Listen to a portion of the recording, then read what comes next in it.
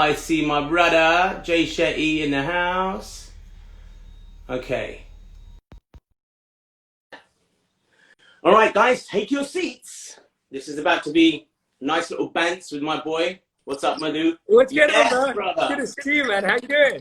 What's going on? It's so good to see you, man. How are you?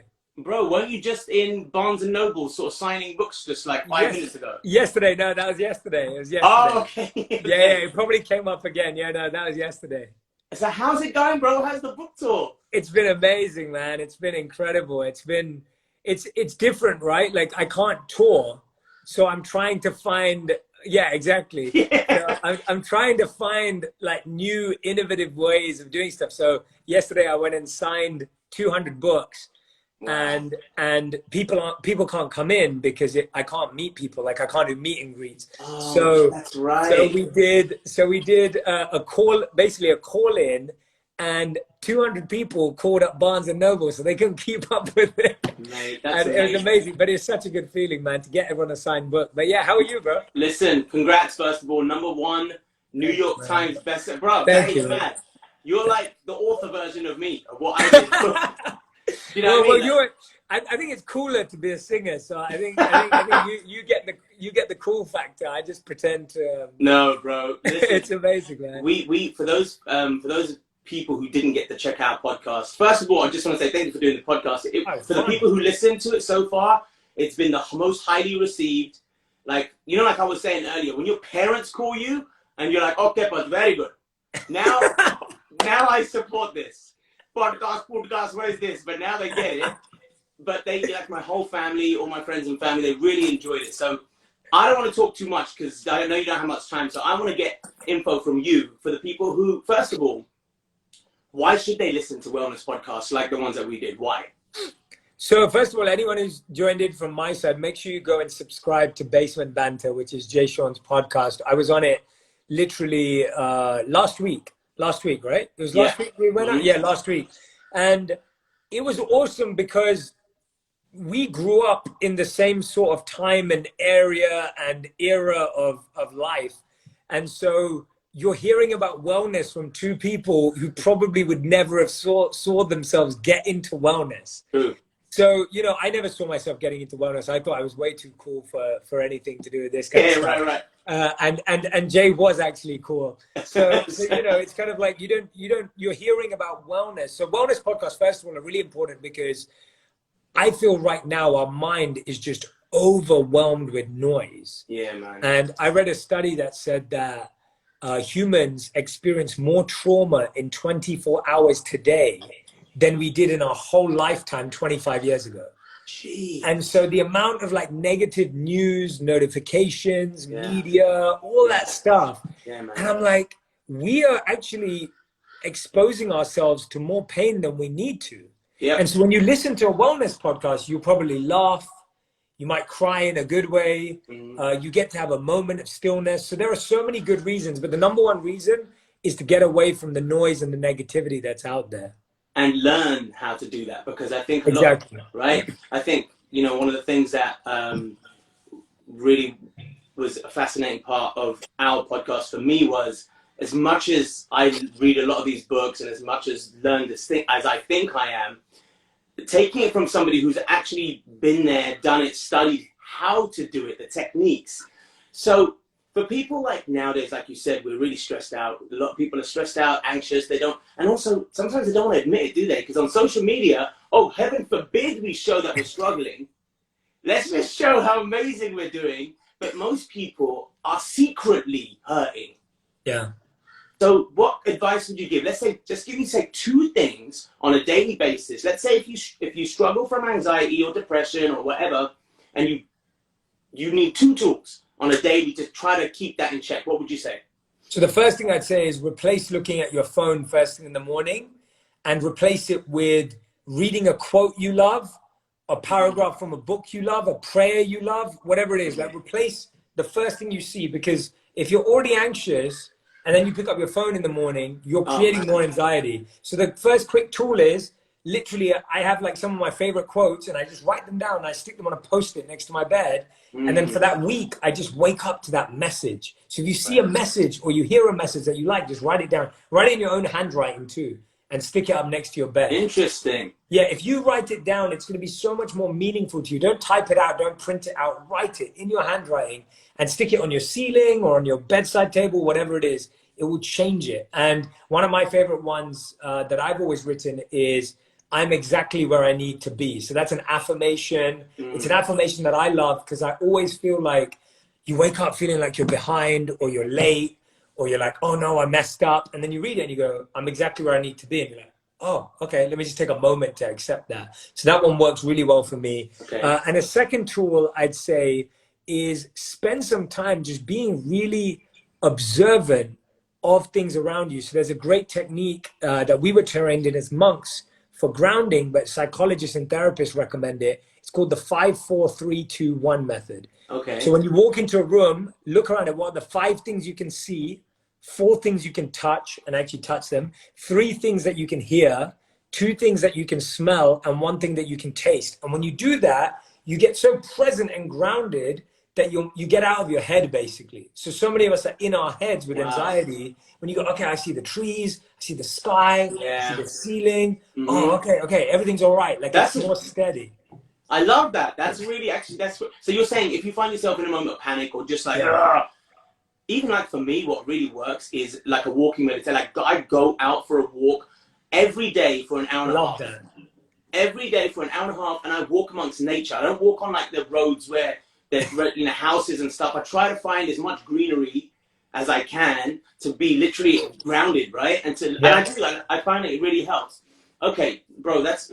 I love the walk. I love the walk. The walk is the best. If you can get out into nature, I mean, you're doing it the best. If you can do that and then do the 5-4-3-2-1, it's even better because you're going to see way more interesting things than in your living room. It's true. So one of the things that I think I've always tried to relate to my fans and the people who are listening, there are a lot of non-believers. There's a lot of cynics and skeptics, and this world of health and wellness and mindfulness is often associated with hippies and la-di-da and oh yeah, the universe, and a lot of people are like, they don't want to believe that. They think it's airy-fairy nonsense. What few things would you say to those people? And let's talk about your book. Let's bring it to the book. How is your book different from those kind of books? Yeah. So the first thing I'd say is that if anyone genuinely feels like that, I'm totally cool with it. And they're allowed to feel like that. And I really don't mind. And I've been in this world for like the last 15 years in different ways. And I've shared a lot of this stuff and met a lot of people that way. And I've always found that, people have to come to this in their own time. But for me, what I'm really fascinated by is the science behind the principles. Thanks. So in the book, I share tons of studies that have been done on the scans of monks' brains that show that monks have the happiest, calmest, and most present, attentive brains on the planet.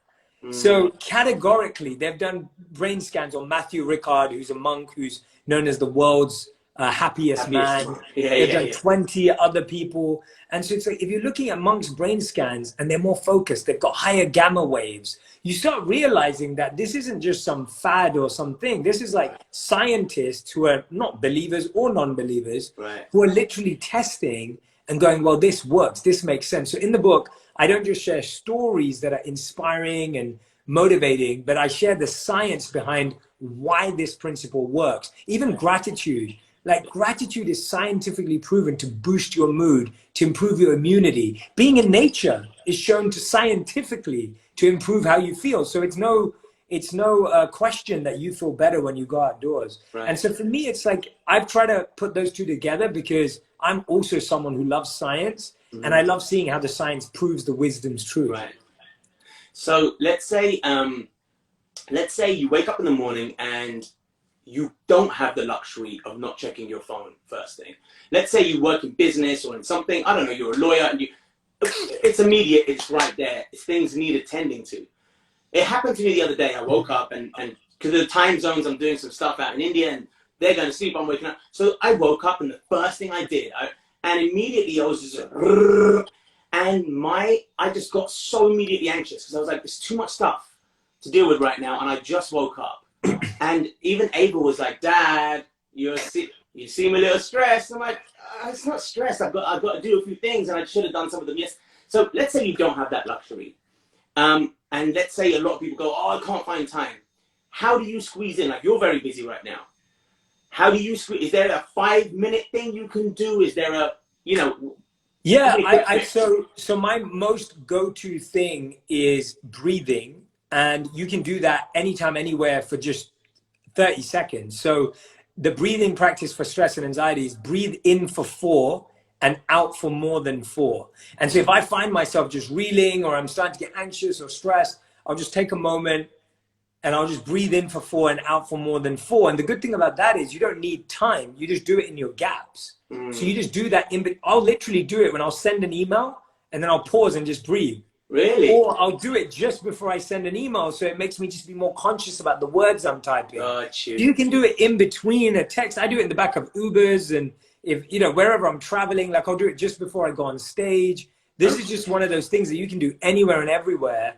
And the truth is that none of, like, you like cars too, and so I'll talk about cars. It's like, there are like, I don't know how many cars, but there's probably like a handful of cars, 3 to 5 cars in the world that can go from 0 to 60 miles or 100 miles per hour in a few seconds. Right.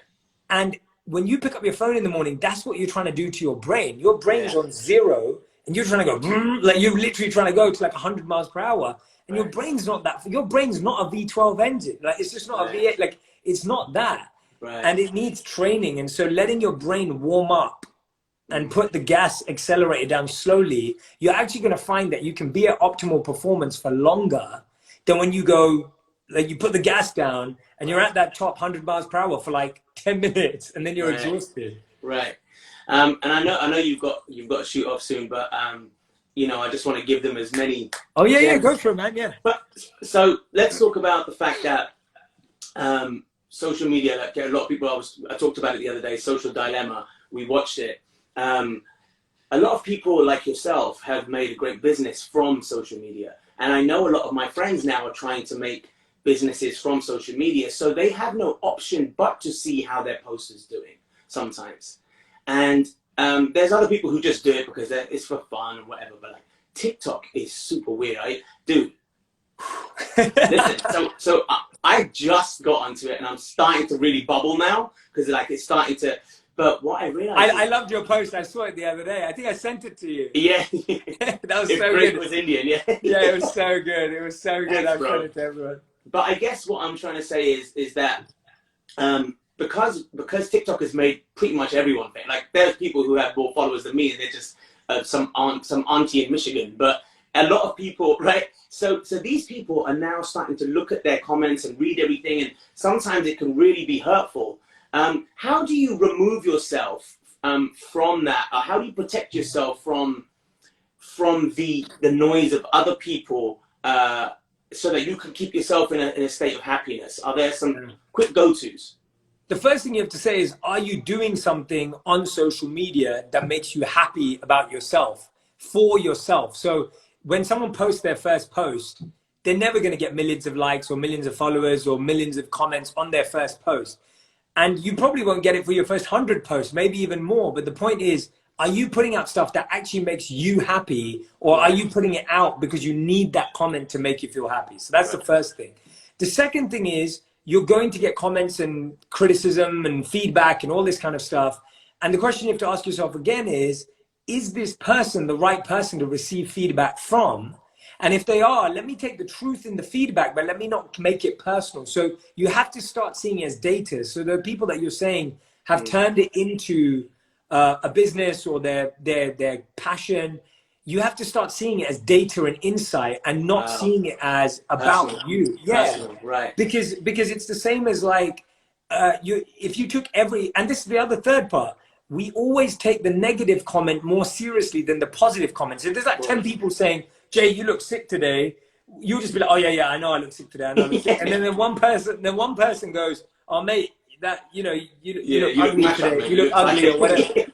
And then you're like, oh no, he called me ugly. And so we don't actually, we remember the bad times more than the good times, because when something bad happens, we cry for a month. And when something good happens, we celebrate for a day. Like, we don't take it in. Exactly. And so it's really important to take in the positive to balance out the proportion of how much negative there is. Because most people will have like 1 out of 10 negative comments, right? They'll have 9 positive, 1 negative. And you've got to do that ratio in your head. You've got to get that right. Right. Okay, so I'm gonna let you go soon, obviously, because I know you're busy. But I just want to say, first of all, big up, man, with your book. Thanks, congratulations. Man. We are proud of you. We're really proud of you, man. And for all the people, let them know that they should check out the podcast, Basement Banter. Absolutely. Right? So it's up on, you guys can listen to it for free. I think then a lot of them need to be told. Put the link, you can pin the link to the comments. Perfect. Well, see, look, he's an expert, this guy. Everyone go and listen to Basement Banter with Jay Sean. Our episode was awesome, especially if you want to hear 2 guys from London trying to talk about wellness, but also rap and hip hop and music. Yeah, and mate. There's a lot of good. And everyone go out there, get the book by Jay Shetty. It's called Think Like a Monk. I have 8. Do you understand? I have 8 copies of it at my house. Because you sent me a hardback and a softback, personally. Yeah. Then you sent a soft and a hard guitar, so that's 4. But then your agents also sent them. We've got 8 books now. It's so funny. Oh God. So we've shared it with our family. But anyway, big up, brother. Thank you for this time. Thank you, bro. Thank you, man. Thank you so much. I'll see you soon. We'll catch up soon, all right, bro? Yeah, absolutely. Thank you, bro. Wicked, man. Later. Peace. All right, guys. Well, I hope you enjoyed that little bants. Big up, Jay, man. Killing it out there. Killing it in the game. I forgot to ask him for Will Smith's number. Should have done that. Anyway, so big up. I hope you guys all enjoyed that. Like we said, if you do want to hear more of stuff like that, go and check out the whole podcast. It's called Jay Sean's Basement Banter. And we had Jay Shetty on. We've also had a number of amazing guests. Sean Paul was on a couple of weeks ago. So make sure you check that out. It's free. Type in my name in YouTube, Apple Podcast app, Spotify, Jay Sean Basement Banter. Listen to that and go and get his book, man. I'm not just giving it the large one. It is really good. Like, I read half of it in literally one day, and the next day I had finished it, because it's like, it's a lot of good stuff, a lot of good knowledge in there, and it's not airy-fairy. It's backed by a lot of science. So make sure you guys go check that out. Anyway, I'm going to go and enjoy the rest of my Sunday, and you guys enjoy yourselves, and we'll catch up soon, all right? Peace!